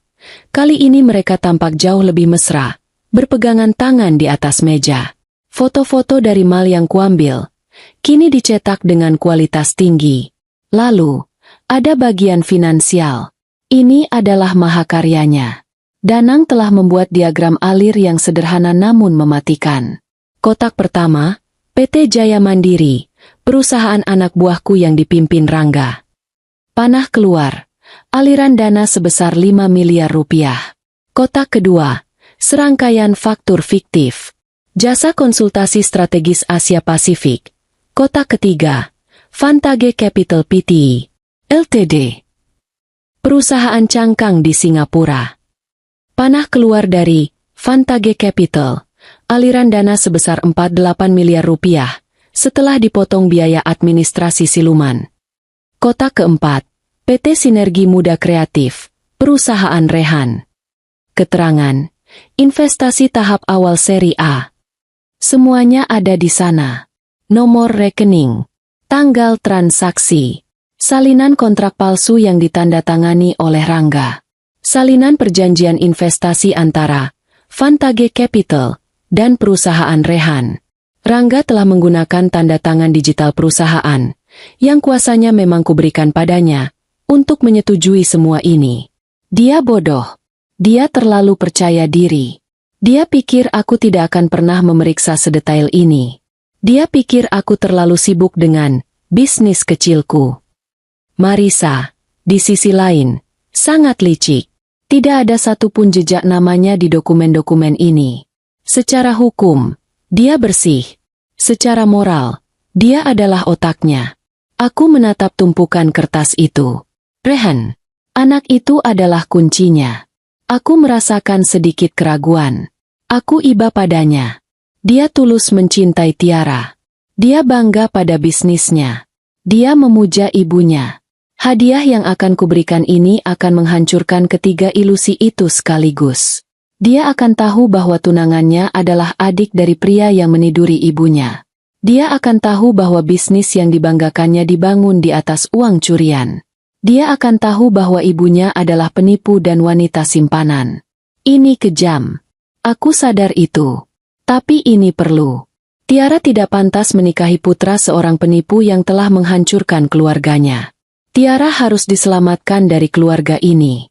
Dan Marisa harus dihancurkan oleh orang yang paling dia cintai. Kehancuran finansial dan sosial saja tidak cukup untuknya. Dia harus kehilangan rasa hormat dari putranya sendiri. Itu adalah hukuman yang setimpal. Rehan adalah korban. Tapi dalam perang, selalu ada korban tak berdosa. Aku mengambil keputusan. Aku tidak akan mengirimkan semuanya. Aku tidak akan mengirimkan foto-foto mesra itu. Belum. Itu terlalu mentah. Itu akan membuatnya emosional. Dia mungkin akan langsung mengkonfrontasi ibunya. Dan Marisa yang licik itu akan bisa memutarbalikkan fakta. Dia akan bilang aku cemburu dan mengedit foto. Aku harus menyerang logikanya lebih dulu. Rehan adalah seorang pebisnis startup. Dia mengerti angka. Aku memilih dokumen-dokumen finansial. Diagram alir yang dibuat Danang. Salinan faktur fiktif dari perusahaan Rangga. Salinan perjanjian investasi dari Vantage Capital ke perusahaan Rehan. Dua dokumen ini, jika disandingkan, sudah menceritakan segalanya. Nama Rangga ada di faktur keluar. Nama perusahaan Rehan ada di perjanjian investasi masuk. Dan nama perusahaan cangkang di Singapura itu ada di kedua dokumen tersebut sebagai perantara. Rehan cukup pintar untuk menghubungkan titik-titiknya. Dia akan sadar bahwa investor misteriusnya adalah calon kakak iparnya, yang menyalurkan uang secara ilegal dari perusahaan calon kakak iparnya yang lain, aku. Ini adalah bom logika. Ini akan menanamkan benih keraguan yang mematikan. Aku memasukkan dokumen-dokumen itu ke dalam amplop coklat besar ukuran A4. Tanpa nama pengirim. Tanpa catatan. Hanya dokumen-dokumen beku itu. Selanjutnya, pengiriman. Aku menelepon Danang dari ponsel rahasiaku. Danang, saya punya paket. Perlu dikirim ke kantor Rehan di Sinergi Muda Kreatif. Harus sampai di tangannya hari ini. Hanya di tangannya. Bukan sekretarisnya, bukan asistennya. Dia bisa diatur, Bu, kata Danang. Tim saya ada yang sedang mengawasinya di lobi kantornya. Dia sedang rapat. Bagus. Saya akan tinggalkan paketnya di lobi gedung saya, di meja resepsionis, atas nama tamu untuk Pak Danang. Ambil dalam 30 menit. Aku tidak akan menggunakan kurir biasa. Aku akan menggunakan salah satu orang Danang. Dibayar tunai. Tidak ada jejak digital. Aku meletakkan amplop itu di lobi, persis seperti yang kukatakan. 15 menit kemudian, Saat aku mengecek dari CCTV kantorku yang terhubung ke lobi, seorang pria tak dikenal, mengenakan jaket ojek online tapi dengan helm full face yang tidak dibuka, mengambilnya dan langsung pergi. Sekarang, aku menunggu. Ini adalah bagian tersulit. Menunggu sumbunya terbakar. Rehan sedang pusing. Rapat dengan tim developernya berjalan alot. Aplikasi mereka menemukan bug besar jelang peluncuran. Dia kembali ke mejanya. Sebuah meja sederhana di sudut kantor open space mereka, sambil memijat pelipisnya. Mas Rehan, sapa sekretarisnya. Tadi ada kurir titip ini. Katanya sangat pribadi dan harus diserahkan langsung ke Mas Rehan. Rehan mengerutkan kening. Sebuah amplop coklat besar. Tebal. Tidak ada nama pengirim. Dari siapa? Tanyanya. Kurirnya tidak bilang. Mas. Dia hanya minta tanda terima, kata sekretarisnya. Rehan mengambil amplop itu. Dia penasaran. Mungkin dokumen tender dari klien baru? Dia membukanya. Di dalamnya tidak ada surat pengantar. Hanya tumpukan kertas. Lembar pertama adalah diagram alir. Dia membacanya. PT Jaya Mandiri. Nama Rangga. Calon kakak iparnya. Vantage Capital. Sinergi Muda Kreatif. Perusahaannya. Jantungnya mulai berdebar. Dia melihat lembar-lembar berikutnya. Faktur-faktur. Jasa konsultasi. Jumlahnya miliaran. Ditandatangani oleh Rangga. Lalu dia melihat dokumen perjanjian investasi. Vantage Capital Pte. Ltd. Berinvestasi di perusahaannya. Dia membandingkan kedua dokumen itu. Nama perantara di Singapura itu sama persis. Rehan merasa mual. Dia membuka laptopnya. Dengan tangan sedikit gemetar, dia mengetik PT Jaya Mandiri di Google. Hasil pencarian teratas, anak perusahaan dari Karina Group. Karina Group, perusahaan milik Tante Karina, istri Rangga. Darah seakan surut dari wajahnya. Tidak mungkin. Investor yang dibanggakan ibunya. Modal Ventura yang membuat perusahaannya bisa merekrut talenta terbaik. Uang yang dia gunakan untuk membangun mimpinya. Uang curian? Uang yang digelapkan oleh Rangga dari perusahaan istrinya sendiri? Ibu, apa yang ibu lakukan? Bisiknya pada diri sendiri. Dia teringat betapa mudahnya ibunya mendapatkan investor itu. Serahkan pada ibu. Sayang. Ibu punya koneksi. Kata ibunya waktu itu. Dia teringat betapa anehnya Rangga saat makan malam tempo hari. Betapa tegangnya calon kakak iparnya itu. Betapa anehnya ucapan Tante Karina. Rehan merasa seperti orang paling bodoh di dunia. Dia telah bekerja siang malam, bangga dengan pencapaiannya. Ternyata, dia hanya pion dalam permainan kotor ibunya dan kekasih gelapnya. Kekasih gelap? Pikiran itu menghantamnya. Rangga. Ibunya. Itu terlalu gila. Tapi kenapa lagi Rangga mau mengambil risiko sebesar ini? Menggelapkan uang miliaran dari istrinya sendiri. Hanya untuk diberikan pada perusahaan Rehan? Tidak ada alasan bisnis yang masuk akal. Kecuali alasannya bukan bisnis. Alasannya pribadi. Rehan menatap tumpukan dokumen di depannya. Dia tidak marah. Dia merasa hampa. Dunianya yang tadinya cerah dan penuh harapan, tiba-tiba menjadi gelap dan kotor. Dia tidak mengkonfrontasi ibunya. Dia tidak menelepon Tiara. Dia melipat kembali dokumen-dokumen itu. Memasukkannya ke dalam tasnya. Dia harus berpikir. Dia harus mencari tahu seberapa dalam kebusukan ini. Sore itu, ponsel rahasiaku bergetar. Sebuah pesan dari Danang. Paket telah diterima oleh target. Secara pribadi, dia tampak sangat terguncang setelah membacanya. Dia membatalkan semua rapatnya sore ini dan langsung pulang ke apartemennya. Sendirian. Aku membaca pesan itu. Aku tidak merasakan kemenangan. Aku hanya merasakan hawa dingin. Sumbu telah terbakar. Bom waktu itu kini ada di tangan Rehan. Aku hanya perlu menunggu sampai hari pertunangan Tiara. Hari di mana semua rahasia akan meledak. Hari pertunangan Tiara dan Rehan. Sejak pagi, Rumah kami sudah riuh. Tiara menginap di tempat kami, dan pria wajah sudah datang sejak subuh. Aku sibuk mondar-mandir, memastikan semuanya sempurna. Gaun Tiara tergantung dengan anggun, sarapan sudah disiapkan, dan mobil pengantin, yang sebenarnya tidak perlu, tapi Marisa memaksa harus ada, sudah dihias di depan rumah. Aku sendiri sudah dirias. Aku memilih gaun berwarna champagne yang sederhana namun sangat elegan. Potongannya klasik, tapi bahannya sutra terbaik. Aku ingin terlihat sempurna, tenang, dan berkelas. Aku adalah kakak ipar yang suportif. Aku adalah istri yang setia. Itulah topeng yang kupakai hari ini. Rangga, sebaliknya, tampak gelisah. Dia sudah rapi dengan setelan jas mahal pesanan khusus yang seragam dengan Rehan. Tapi dia tidak bisa diam. Dia bolak-balik memeriksa ponselnya.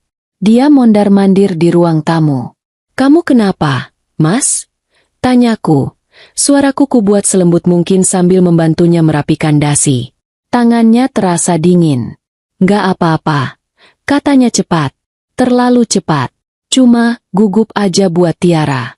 Acara besar, kan? Banyak tamu penting." "Tamu penting? Atau investor baru?" bisikku. Dia langsung menatapku. "Apa maksudmu?" Aku tertawa kecil. "Maksudku, tamu-tamu penting dari investor baru itu mungkin datang. Ini kan bagus untuk pencitraan perusahaan." "Kamu jadi tegang begitu?" Dia memaksakan senyum. "Iya, kamu benar. Aku hanya ingin semuanya lancar." "Pasti lancar," kataku meyakinkannya. "Aku sudah pastikan semuanya." Di dalam hatiku, aku tahu, dia bukan gugup karena Tiara. Dia gugup karena permainannya dengan Marisa. Dia gugup karena makan malam tempo hari.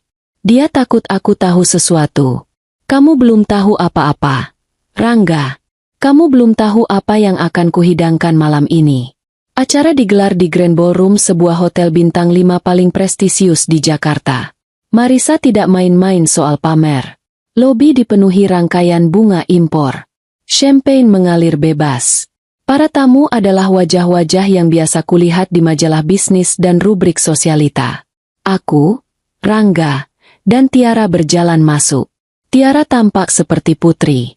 Cantik, gugup, dan sangat bahagia. Dia belum tahu apa-apa. Rasa bersalah sempat menyelinap di hatiku. Aku akan menghancurkan hari bahagianya. Tapi ini harus kulakukan. Lebih baik dia hancur sekarang daripada hidup dalam kebohongan seumur hidupnya. Marisa dan Rehan menyambut kami di pintu. Marisa tampak bersinar. Dia mengenakan gaun merah menyala yang memeluk tubuhnya. Perhiasan berlian dan rubi melingkari leher dan pergelangan tangannya. Dia adalah ratu malam ini. Dia memeluk Tiara, lalu memelukku. "Karina, kamu cantik sekali," pujinya, tapi matanya menatapku penuh kemenangan. Dia pikir dia sudah menang. Dia pikir aku adalah istri bodoh yang tidak tahu apa-apa. Tante Marisa jauh lebih memukau. Balasku, tersenyum. Merah benar-benar warna tante. Lalu aku menatap Rehan. Anak itu pucat. Sangat pucat. Ada lingkaran hitam tipis di bawah matanya. Dia memaksakan senyum saat menyalami kami, tapi matanya hampa. Dia menghindari tatapan ibunya, dan dia nyaris tidak bisa menatap Tiara. Dia tahu, amplop itu telah melakukan tugasnya. "Kamu baik-baik saja, Rehan?" tanyaku pelan, saat Tiara sedang sibuk disalami tamu lain. "Kamu kelihatan kurang sehat." Rehan menatapku. Ada campuran rasa sakit, bingung, dan terima kasih di matanya. Dia sepertinya sadar dari mana amplop itu berasal. Saya hanya sedikit gugup, Tante Karina," bisiknya. "Jangan khawatir," kataku pelan, menepuk lengannya. "Semua akan baik-baik saja. Semua akan terungkap malam ini." Dia tampak kaget dengan pilihan kataku, tapi aku segera berlalu, bergabung dengan tamu lain. Rangga dan Marisa, tentu saja, langsung saling menempel. Tidak secara fisik, tapi mereka selalu berada dalam radius 5 meter. Mereka tertawa bersama tamu, memperkenalkan satu sama lain, bertingkah seperti dua kepala keluarga terhormat yang akan segera dipersatukan oleh pernikahan anak-anak mereka. Mereka adalah pasangan tuan rumah yang sempurna. Aku mengamati mereka dari jauh, sambil menyesap minumanku. Menjijikan. Mereka begitu nyaman dalam kebohongan mereka. Acara pun dimulai.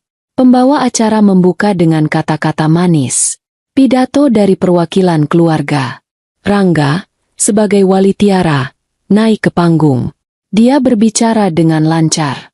Tentang betapa dia menyayangi adiknya. Tentang bagaimana dia bahagia Tiara menemukan pria sebaik Rehan. Tentang betapa terhormatnya keluarga mereka bisa bersatu dengan keluarga terpandang seperti keluarga Marisa. Aku hampir bertepuk tangan atas penampilannya. Aktor ulung.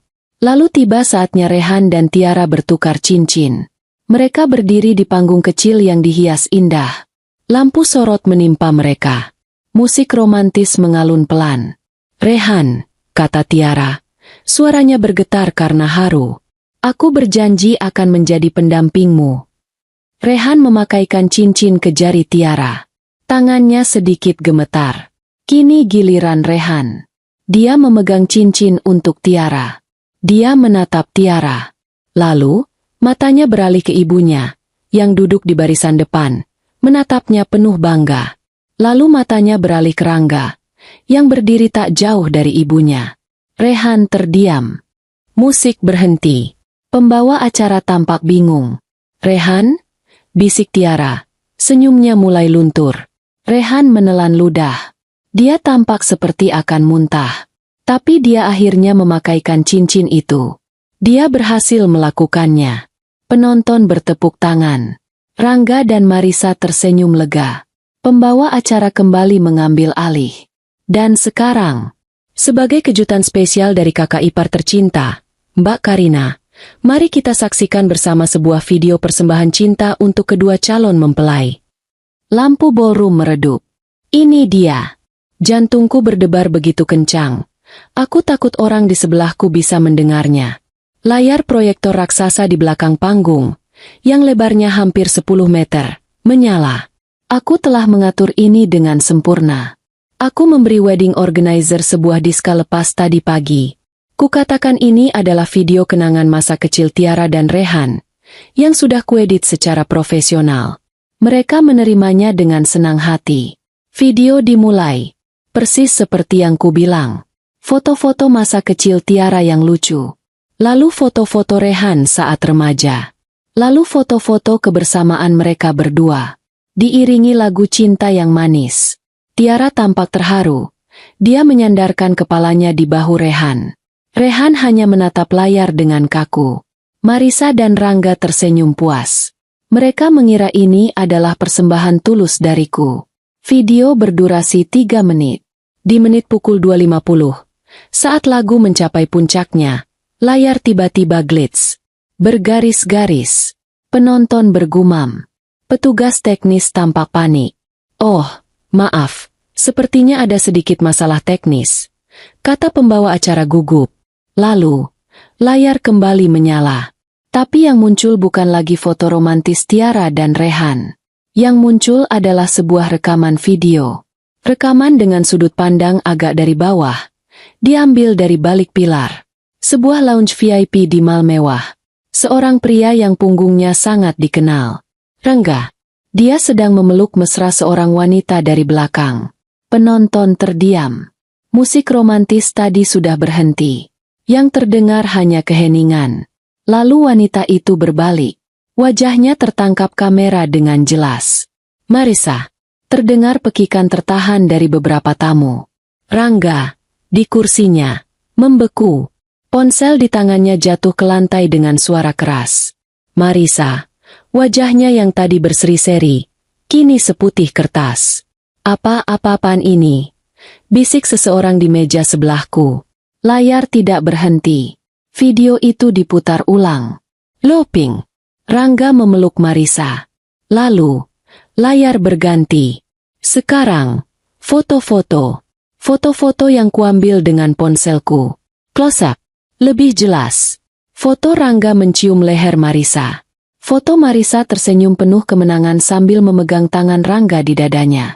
Foto Rangga membisikkan sesuatu di telinga Marisa. Foto mereka tertawa bersama.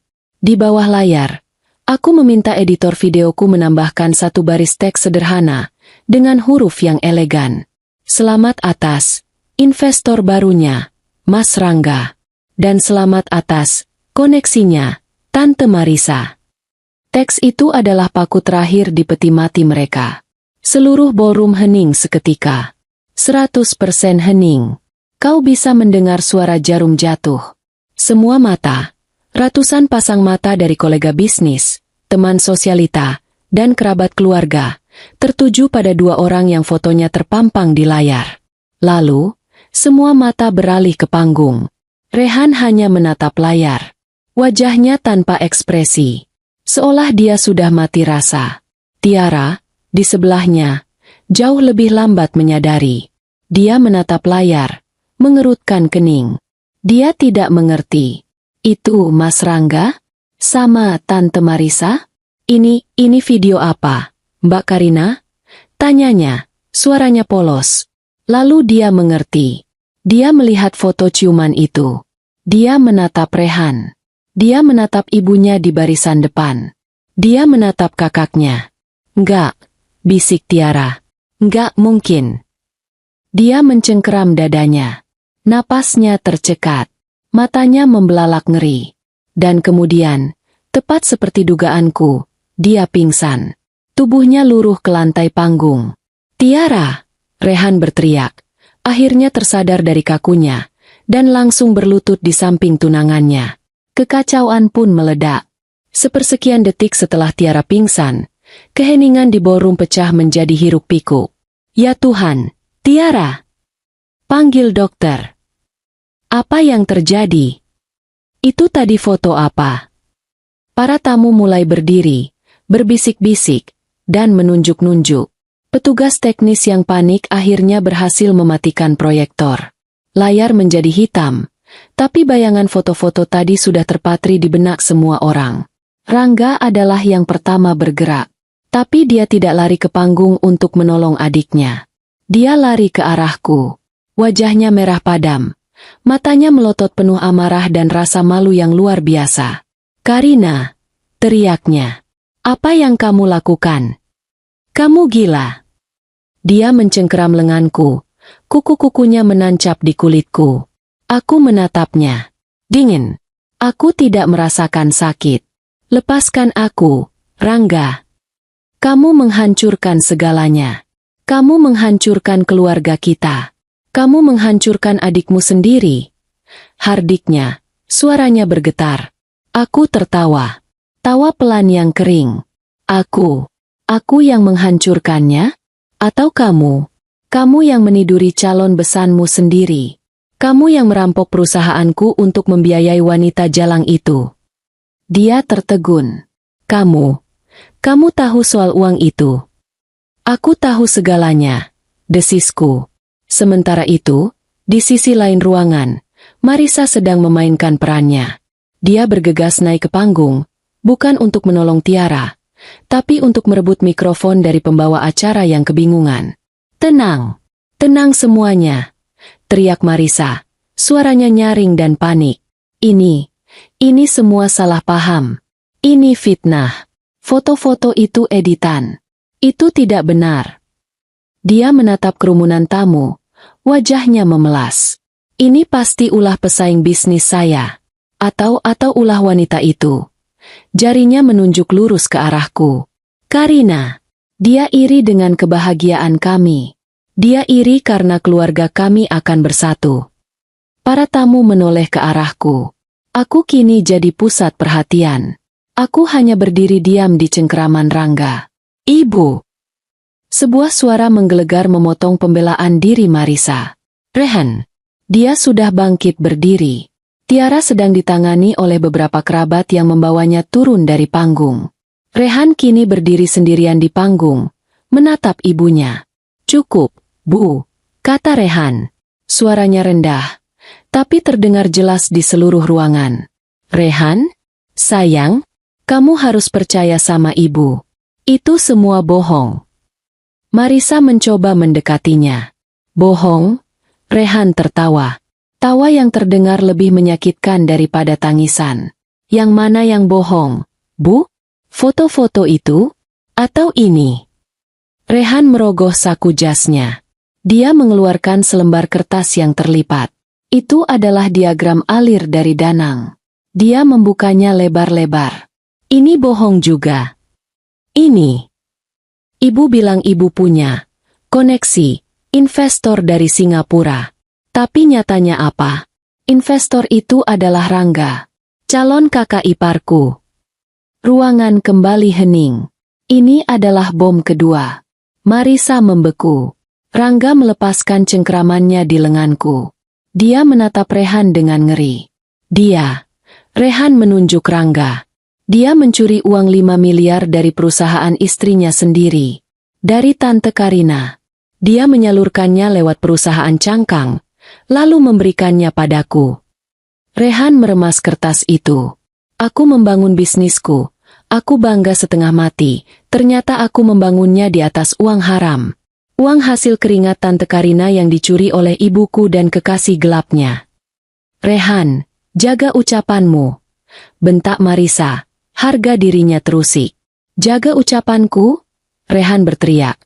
Air mata kini menggenang di matanya. Aku muak. Aku muak dengan semua kepalsuan ini. Aku muak dengan gaya hidupmu. Aku muak melihatmu memanipulasi semua orang. Dia menatap ibunya dengan tatapan yang belum pernah kulihat sebelumnya. Tatapan penuh kebencian dan kekecewaan yang mendalam. Ibu memang menjijikkan, katanya. Persis seperti yang ada di kerangka ceritaku. Lalu, dia melakukan sesuatu yang tidak kuduga. Dia menarik cincin tunangan dari sakunya. Cincin yang baru saja dipakaikannya ke jari Tiara. Dia melemparkannya. Bukan ke arah Tiara, tapi ke wajah ibunya. Plak. Cincin itu menghantam pipi Marisa. Aku tidak sudi jadi bagian dari keluarga ini, kata Rehan. Dia menatap Tiara yang baru saja siuman di kursi di bawah panggung. Maafkan aku, Tiara. Kamu pantas mendapatkan yang lebih baik dari ini. Dan kamu, Rehan menatap Rangga. Kamu pengecut. Setelah mengatakan itu, Rehan berbalik. Dia berjalan menuruni panggung. Dia tidak lari. Dia berjalan tegak, melewati kerumunan tamu yang terbelah memberinya jalan. Dia berjalan keluar dari ballroom dan tidak menoleh ke belakang. Acara pertunangan itu resmi batal. Marisa berdiri mematung di panggung, memegangi pipinya yang kena lempar cincin. Riasannya mulai luntur. Dia kini tampak tua, kalah, dan terhina di depan ratusan pasang mata yang menatapnya dengan campuran iba dan jijik.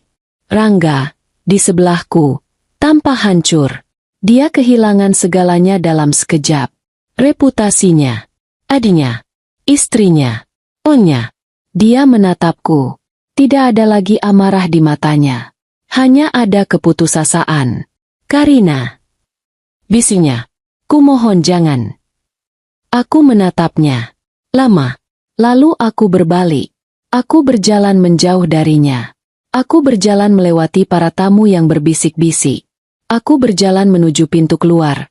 Tempat Rehan baru saja menghilang. Aku tidak perlu mengatakan apa-apa lagi. Aku tidak perlu berteriak. Aku tidak perlu memaki. Pekerjaanku di sini sudah selesai. Aku meninggalkan mereka berdua di dalam ballroom itu. Rangga dan Marisa. Dua penipu yang kini harus menghadapi puing-puing kehancuran yang mereka ciptakan sendiri. Di tengah-tengah pesta mewah yang mereka rancang sebagai perayaan kemenangan mereka. Ironis. Saat aku melangkah keluar dari ballroom menuju lobi hotel yang sepi, aku merasakan beban yang sangat berat terangkat dari bahuku. Untuk pertama kalinya dalam beberapa minggu terakhir, aku bisa bernapas dengan lega. Aku pulang ke rumah. Tidak ada perasaan menang. Tidak ada euforia. Yang ada hanya rasa lelah yang luar biasa. Sampai ke tulang sumsum. Adrenalin yang selama ini memompaku, yang membuatku bisa berdiri tegak dan tersenyum di tengah badai, kini surut. Meninggalkan pantai yang hampa. Rumah ini terasa terlalu besar. Terlalu sunyi. Kontras dengan kekacauan, teriakan, dan tatapan mata ratusan orang di hotel tadi. Aku meletakkan tas tanganku di meja. Aku melepas sepatu hak tinggiku, merasakan nikmatnya kakiku menyentuh lantai marmer yang dingin. Aku berjalan ke kamar mandi utama. Aku tidak menyalakan lampu. Aku hanya membiarkan cahaya bulan masuk dari jendela. Aku menatap pantulanku di cermin besar. Riasanku masih sempurna. Gaun champagne itu masih tampak anggun. Topengku masih terpasang. Perlahan, aku menghapus semuanya. Aku menghapus lipstik yang kupakai untuk tersenyum palsu pada Marisa. Aku menghapus eyeliner yang membingkai mataku agar terlihat dingin dan tenang. Aku mencuci wajahku, menggosoknya, seolah aku bisa membersihkan semua kotoran yang menempel beberapa minggu terakhir ini. Aku berdiri di bawah pancuran air hangat. Lama sekali. Aku membiarkan air itu menghanyutkan sisa-sisa parfum mahal, sisa-sisa aroma pesta, dan sisa-sisa aroma pengkhianatan. Aku ingin merasa bersih. Aku ingin merasa menjadi diriku lagi. Setelah selesai, aku mengenakan pakaian rumah yang paling nyaman. Kaos katun longgar dan celana piyama. Aku tidak mengeringkan rambutku. Aku membiarkannya tergerai basah di punggungku. Aku pergi ke dapur, membuat secangkir teh kamomil. Lalu, aku duduk di sofa ruang tamu. Aku tidak menyalakan televisi. Aku tidak menyalakan musik. Aku hanya duduk dalam kegelapan. Menunggu. Aku tahu dia akan datang. Dia tidak punya tempat lain untuk pergi. Jam di dinding berdetak. Larut malam berganti menjadi dini hari. Pukul 1 pagi. Pukul 2. Pukul setengah 3. Aku mendengar suara mobilnya. Suara mesinnya terdengar ragu-ragu saat memasuki garasi. Lalu hening.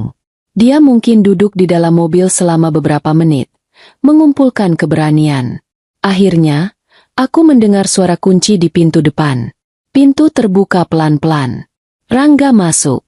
Dia tampak 1000 kali lebih buruk daripada saat kutinggalkan di hotel. Setelan jasnya yang mahal kini kusut masai. Dasinya sudah ditarik longgar. Kemejanya keluar. Matanya merah dan bengkak. Dia terhuyung sedikit. Aroma alkohol tercium tajam bahkan dari jarak beberapa meter. Dia pasti mampir ke bar lebih dulu. Dia melihatku duduk di sana. Dalam gelap, bayanganku terlihat seperti hakim yang sedang menunggunya. Karina. Suaranya serak. Oh, dia tidak marah lagi. Amarahnya sudah habis, digantikan oleh kekalahan telak. Dia berjalan perlahan ke arahku. Langkahnya berat. Lalu, sekitar 1 meter di depanku, kakinya seolah tak sanggup lagi menopang. Dia ambruk. Dia jatuh berlutut di atas karpet Persia yang mahal. Maafkan aku, Karina. Bisiknya. Kumohon maafkan aku. Dia mencoba meraih tanganku. Aku menariknya. Aku hilaf. Aku bodoh, katanya. Air mata mulai mengalir di pipinya. Ini bukan air mata palsu. Ini air mata penyesalan. Atau mungkin, air mata ketakutan. Itu semua Marisa, katanya. Dan disinilah drama itu dimulai. Dia yang merayuku. Karina. Dia yang terus menggodaku. Dia yang punya ide soal uang itu. Dia bilang itu cuma pinjaman sementara. Dia bilang kamu terlalu sibuk. Kamu tidak akan pernah tahu. Aku hanya diam. Mendengarkan. Dia menjeratku. Isaknya. Kamu tahu aku. Aku lemah. Aku gampang terpengaruh. Tapi percayalah, Karina. Aku cinta sama kamu.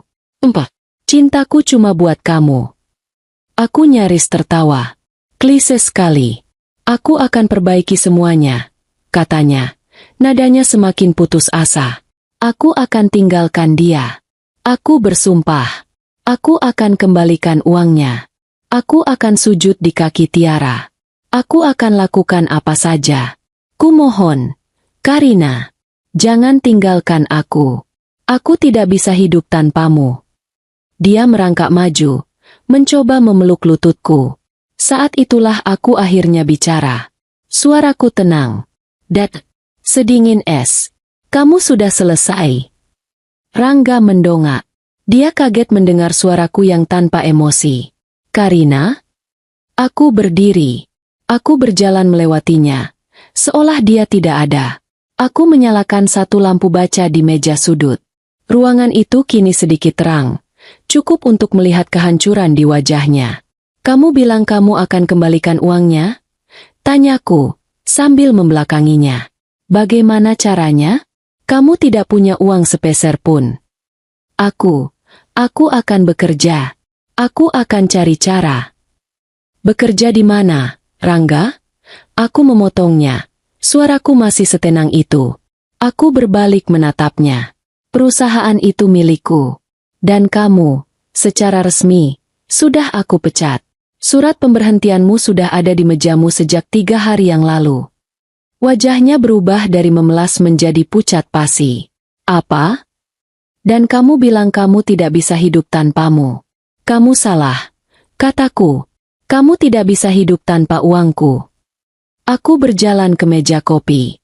Di atasnya, tergeletak sebuah map coklat tebal yang sudah kusiapkan sejak sore. Aku mengambilnya. Aku tidak tertarik dengan drama kamu. Kataku, aku tidak peduli siapa yang menggoda siapa. Kamu pria dewasa. Kamu membuat pilihanmu sendiri. Aku melemparkan map itu ke lantai, tepat di depannya. Dan itu, kataku, adalah pilihan-pilihanku. Tangannya gemetar hebat saat dia meraih map itu. Dia membukanya. Dia menarik isinya keluar. Lembar pertama. Surat gugatan cerai. Cepat, tidak bisa diganggu-gugat. Diajukan dengan alasan perselingkuhan dan penipuan. Lembar kedua. Bundel salinan bukti. Foto-foto dari Mal. Salinan video. Dan yang paling mematikan, diagram alir dana 5 miliar rupiah itu. Lengkap dengan salinan faktur fiktif yang dia tanda tangani. Lembar ketiga. Salinan perjanjian pranikah kami. Perjanjian yang menyatakan dengan jelas bahwa semua aset, perusahaan, dan properti yang kumiliki sebelum dan selama pernikahan adalah milikku 100%. Perjanjian yang dia tanda tangani 10 tahun lalu sambil tertawa, menganggapnya hanya formalitas konyol dari istriku yang terlalu pebisnis. Dia menatap dokumen-dokumen itu. Lalu dia menatapku. Matanya dipenuhi kengerian. Kamu sudah merencanakan ini semua. Bisiknya. Aku merencanakan ini sejak detik aku melihatmu memeluknya di mal itu. Jawabku. Kamu pikir aku ini apa, Rangga? Wanita bodoh yang akan menangis histeris. Memohonmu untuk kembali? Kamu salah menilaiku. Tapi Tiara, keluargaku. Dia mencoba mencari pegangan. Tiara akan baik-baik saja, kataku. Dia akan sedih. Tapi dia akan sembuh. Dia akan membangun hidupnya sendiri, jauh dari kebohongan keluargamu. Aku justru menyelamatkannya. Rangga terkulai. Dia tidak lagi berlutut. Dia terduduk di lantai, bersandar di kaki sofa. Tatapannya kosong. Aku mau kemana? Tanyanya pelan. Suara anak kecil yang tersesat. Itu bukan urusanku lagi, kataku. Aku menunjuk ke arah kamar tidur kami. Atau lebih tepatnya, kamarku. Ambil barang-barangmu. Pakaianmu saja. Aku sudah panggilkan taksi. Seharusnya sudah menunggu di depan. Karina, kumohon malam ini saja biarkan aku tidur di kamar tamu. Tidak, kataku tegas. Aku tidak mau berbagi udara denganmu di rumahku. 1 detik pun. Dia menatapku. Mencari sisa belas kasihan. Sisa cinta. Sisa kenangan 10 tahun kami. Dia tidak menemukan apa-apa. Yang dia temukan hanyalah baja. Rumah ini, kataku, mengucapkannya pelan-pelan agar dia mengerti. Atas namaku. Mobil yang kamu kendarai setiap hari. Aset perusahaan.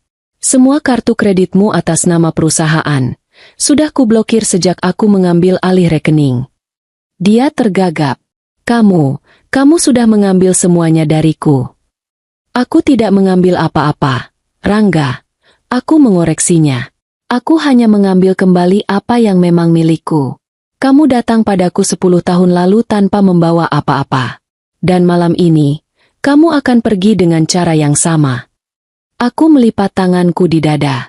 Kamu punya waktu 24 jam untuk menandatangani surat cerai itu. Antar ke kantor pengacaraku besok pagi. Tidak. Kalau tidak apa? Tanyanya lemah. Kalau tidak, bundel bukti kedua itu, kataku, menunjuk ke berkas di tangannya. Akan kuberikan langsung ke kejaksaan. Penggelapan dana perusahaan 5 miliar rupiah. Buktinya sangat kuat. Kamu akan langsung masuk penjara, Rangga. Bertahun-tahun. Aku memberinya senyum tipis. Senyum pertamaku malam itu. Pilihan ada di tanganmu. Pergi diam-diam sebagai orang miskin yang bebas. Atau pergi dengan ribut dan menjadi narapidana. Itu adalah pukulan terakhir. Dia gemetar hebat. Dia tahu dia kalah. Di setiap lini. Dengan sisa tenaga yang dia punya, dia bangkit berdiri. Terhuyung-huyung. Dia tidak berani menatapku lagi. Dia berjalan gontai menuju kamar tidur. Aku mendengar suara pintu lemari dibuka. Suara resleting koper diseret. Tidak ada lagi tangisan. Hanya suara pasrah seseorang yang sedang berkemas. 10 menit kemudian, dia keluar. Menyeret 1 koper besar dan 1 tas ransel. Dia tampak seperti gelandangan mahal. Dia berjalan ke pintu depan. Tangannya sudah memegang gagang pintu. 1 hal lagi, kataku. Dia berhenti. Tapi dia tidak berani berbalik. Kamu masih berutang padaku 5 miliar rupiah. Aku tidak akan melupakannya. Anggap itu utang pribadi. Dan aku akan menagihnya. Sampai dapat. Dia tidak menjawab. Dia membuka pintu dan melangkah keluar, menghilang di telan kegelapan malam. Pintu tertutup dengan bunyi pelan. Aku sendirian. Di rumahku yang besar dan sunyi. Aku berjalan ke jendela, melihat taksi itu menyalakan lampunya dan melaju pergi, membawa 10 tahun pernikahanku bersamanya. Aku tidak menangis. Aku tidak merasa lega. Aku hanya merasa kosong. Babak ini sudah selesai. Dan besok, aku harus memulai babak yang baru. 1 tahun kemudian, pemandangannya berbeda. Bukan lagi gedung-gedung pencakar langit Jakarta atau ruang rapat berpendingin udara. Pemandanganku kini adalah birunya Samudra Hindia yang tak berbatas. Aku berada di Uluwatu, Bali, di sebuah villa pribadi yang kubangun di atas tebing. Arsitekturnya terbuka, didominasi kayu dan batu alam. Tidak ada dinding yang menghalangi angin laut masuk. Ini adalah tempatku menyepi, sekaligus tempatku bekerja. Aku sedang berbaring santai di sebuah daybed di tepi infinity pool. Aku tidak lagi memakai setelan kerja yang kaku. Aku mengenakan kaftan linen putih tipis yang melambai di tiup angin. Rambutku kubiarkan tergerai panjang, lebih sehat dari sebelumnya. Kulitku sedikit kecoklatan. Aku tampak lebih muda. Lebih tenang. Di meja kecil di sampingku, ada segelas air kelapa muda dan tablet kerjaku. Bisnisku? Setelah aku memecat Rangga, aku melakukan perombakan besar-besaran. Aku memangkas divisi-divisi yang tidak efisien yang dulu dia kelola. Aku menjual anak perusahaan itu dan menginvestasikan dananya ke sektor baru, teknologi hijau dan properti ramah lingkungan. Karina Group justru berkembang 2 kali lipat lebih pesat. Aku sekarang lebih banyak mendelegasikan tugas dan mengelola semuanya dari jarak jauh. Aku baru saja menyelesaikan panggilan video. Panggilan dari Tiara. Hubungan kami perlu waktu untuk pulih. Awalnya dia hancur. Dia marah padaku karena telah mempermalukan keluarganya di depan umum. Dia marah pada Rangga. Dia marah pada dunia. Dia memutuskan hubungan dengan semua orang. Tapi waktu menyembuhkan. 6 bulan lalu, dia menghubungiku. Dia bilang dia pindah ke Singapura. Dia memulai hidup baru, mengambil kursus desain interior. Dia minta maaf karena telah menyalahkanku. Panggilan video tadi ceria. Dia menunjukkan padaku apartemen barunya yang mungil namun bergaya. Dia bercerita tentang proyek pertamanya. Mbak Karina, katanya di akhir panggilan, senyumnya tulus. Makasih ya. Dulu aku benci banget sama Mbak. Aku pikir Mbak jahat. Tapi sekarang aku sadar, Mbak Karina menyelamatkan aku. Aku nggak tahu bakal jadi apa aku kalau jadi menikah dengan keluarga penipu itu. Kamu menyelamatkan dirimu sendiri, Tiara, kataku lembut. Kamu yang memilih untuk bangkit. Aku bangga padamu. Panggilan berakhir. Aku tersenyum. Setidaknya, ada satu hal baik yang keluar dari kekacauan itu. Aku meletakkan ponselku. Aku mengambil tabletku, berniat membaca berita bisnis global. Tapi mataku tertarik pada satu artikel di kolom gosip. Sebuah portal berita yang terkenal tajam dan sering menampilkan foto-foto paparazzi. Judulnya sensasional. Mantan sosialita, Mr. kepergok jambak-jambakan dengan supir pribadi di pasar becek, diduga terlilit utang rentenir. Mr. Rasa penasaran membuatku mengkliknya. Artikelnya pendek, tapi fotonya menceritakan segalanya. Fotonya diambil dari seberang jalan, buram, tapi sosoknya tidak mungkin salah. Latarnya adalah sebuah pasar tradisional yang ramai dan kotor. Ada tumpukan sayur dan lalat di latar belakang. Di sana, di tengah keramaian itu, berdiri Marisa. Tapi itu bukan Marisa yang kukenal. Bukan wanita anggun berbalut gaun zamrud. Ini adalah seorang wanita yang tampak tua dan kelelahan.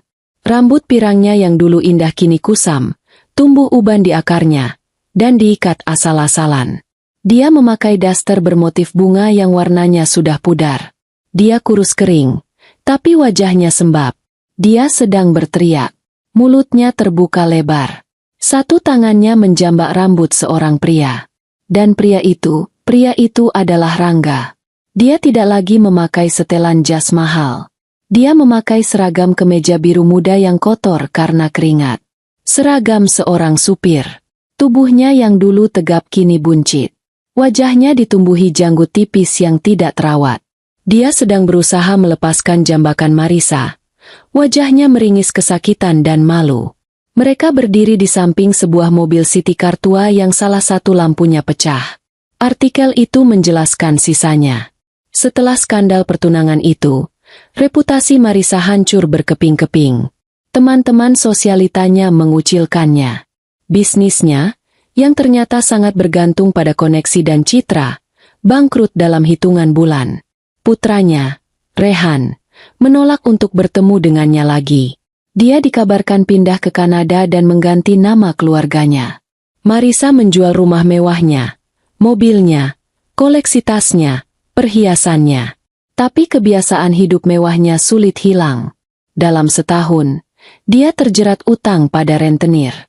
Dan Rangga, dia menandatangani surat cerai itu keesokan harinya. Dia pergi dari hidupku sebagai pria miskin.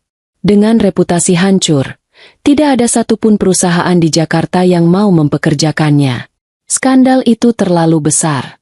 Dia mencoba berbagai bisnis kecil, tapi dia tidak punya bakat. Dia hanya pandai menghabiskan uangku. Dia bangkrut. Ironisnya, satu-satunya orang yang tersisa di dunianya adalah Marisa. Dan sebaliknya, mereka tidak lagi bersama karena cinta. Mereka bersama karena putus asa. Rangga, sang mantan eksekutif karismatik, kini bekerja sebagai supir pribadi Marisa, mengantarkannya ke sana kemari dengan mobil sewaan yang butut. Dia menjadi pesuruh wanita yang dulu memujanya. Foto itu, menurut artikel tersebut, diambil saat mereka bertengkar hebat di pasar. Marisa memaki Rangga karena uang setoran untuk rentenir kurang. Aku menatap foto itu lama sekali. Aku melihat dua orang yang telah bersekongkol untuk menghancurkanku.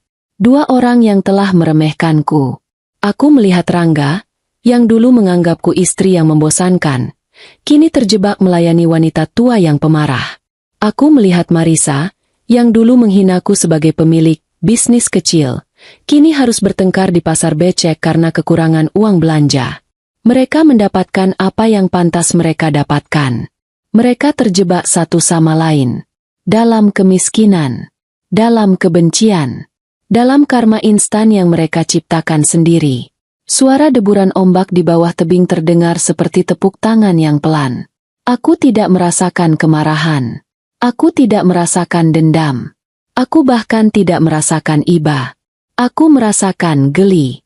Sebuah senyum tipis tersungging di bibirku. Lalu senyum itu melebar. Aku tertawa. Bukan tawa keras yang mengejek, tapi tawa pelan yang tulus.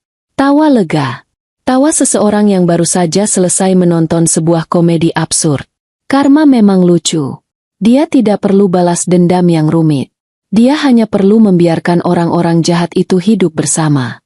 Aku meletakkan tabletku. Aku mengambil gelas air kelapaku. Aku menyesapnya. Rasanya segar sekali. Aku memandang ke lautan biru. Matahari mulai turun, mewarnai langit dengan semburat oranye dan ungu.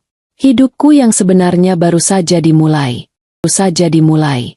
Baru saja dimulai. Baru saja dimulai. Baru saja dimulai. Baru saja dimulai. Baru saja dimulai. Baru saja dimulai.